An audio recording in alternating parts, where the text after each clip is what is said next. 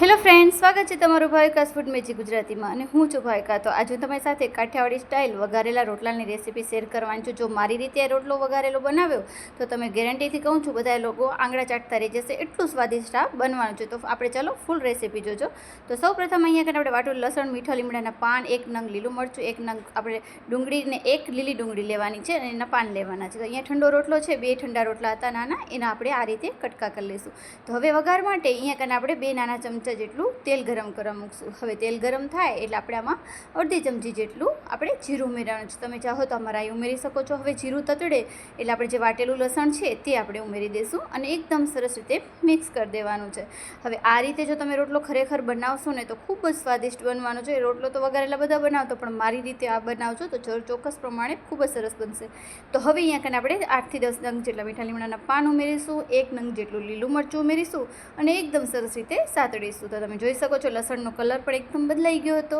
તો હવે આપણે આની અંદર ડુંગળી ઉમેરવાની છે, લીલી ડુંગળી અને સૂકી ડુંગળી. તો મેં અહીંયા 1 નંગ જેટલી નાની સૂકી ડુંગળી ઉમેરી છે અને 1 નંગ નાની જેટલી આપણે લીલી ડુંગળી અને તેના પાન ઉમેરવાના છે. અને થોડુંક આપણે લીલી ડુંગળીના પાન અને લીલી ડુંગળી રાખી દીધી છે, કેમ કે જ્યારે આપણે રોટલો સર્વ કરશું ત્યારે તેના ઉપર નાખીને ખાવાની ખૂબ જ મજા પડી જાય છે.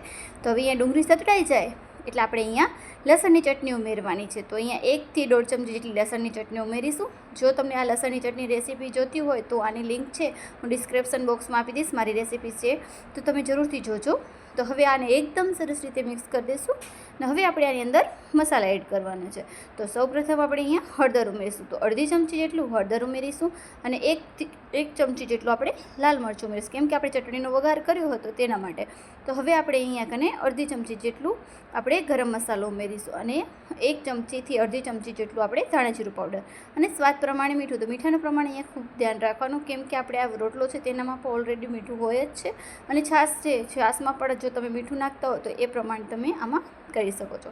હવે એકદમ સરસ રીતે મસાલા ચડી ગયા છે તો તમે આની અંદર છાશ ઉમેરી દેશો. તમે ચાહો તો અહીંયા દહીં પણ ઉમેરી શકો છો. મેં અહીંયા છાશ જ ઉમેરી છે, તો અહીંયા મેં 1 લોટા જેટલી છાશ ઉમેરી છે. હવે આપણે એની અંદર આપણે ખાંડ ઉમેરવાની છે. ખાંડ તમે સ્કીપ કરી શકો છો, પણ છતાંય ખાંડનો સ્વાદ ખૂબ જ સરસ લાગે છે.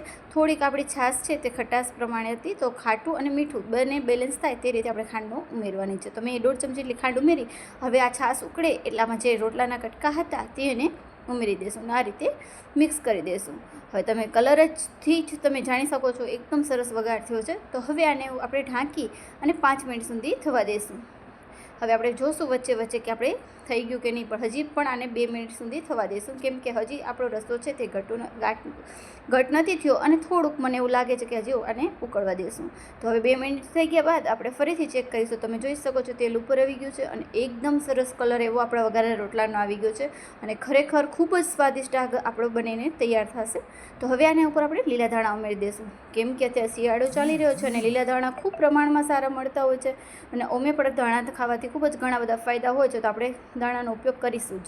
તો હવે આમાં ધાણા ઉમેરીને તો તમે તૈયાર જ છે આપણો કાઠિયાવાડી સ્ટાઇલ વઘારેલો રોટલો. તો કેવી લાગી રેસીપી પ્લીઝ કમેન્ટમાં જરૂર જણાવજો. લાઇક, શેર એન્ડ સબસ્ક્રાઈબ કરવાનું ના ભૂલતા. Thank you so much video જોવા માટે અને આવી જ રીતના બન્યા રહેજો.